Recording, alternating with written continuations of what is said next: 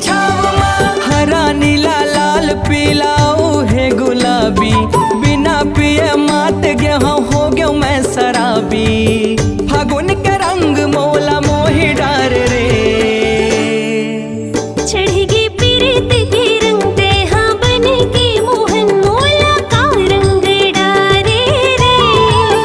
होरी खेले मोर संग राधा हो के मगन, तोला प्रेम रंग डार्यो रे। चढ़ेगी पीरित के रंग ते हाँ बन के मोहन मोला का रंग डारे रे।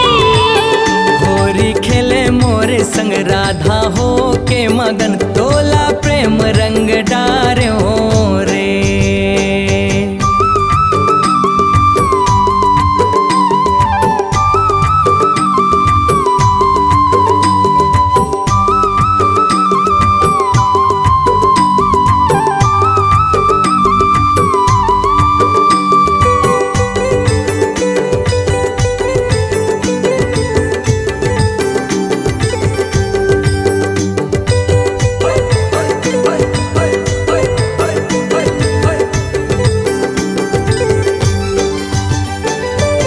कखरो चेहरा में हरा लगे कखरो चेहरा में पीला लगे।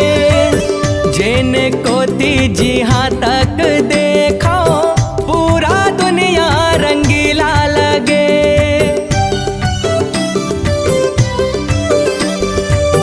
कोनो रंग हाँ जल्दी चढ़े कोनो रंग हाँ बेरा लगे। दुख के रंग हाँ उतर जाए सुख के रंग हाँ गहरा लगे। कजरारी नैनाल मन मत समाए, मुचले मुस्का के मोलापन बनाए। फागुन के रंग मोला मोहि डार रे, चढ़ेगी पीरित के रंग ते हाँ बन के मोहन मोला का रंग डारे रे। होरी खेले मोरे संग राधा हो के मगन, तोला प्रेम रंग डार्यो रे। चढ़ेगी पीरित के रंग ते हाँ बन के मोहन मोला का रंग डारे रे। होरी खेले मोरे संग राधा हो के मगन, तोला प्रेम रंग डार्यो रे।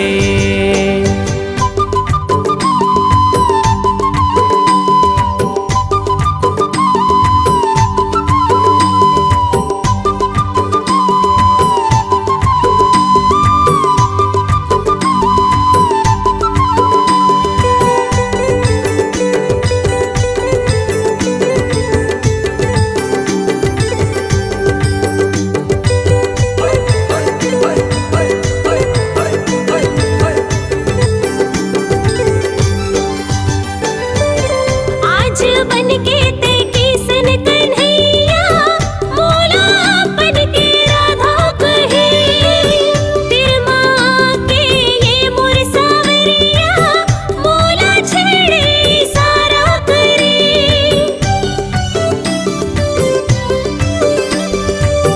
होरी माँ तोर भीगे चुनरिया, गोरी मोला दीवाना करे।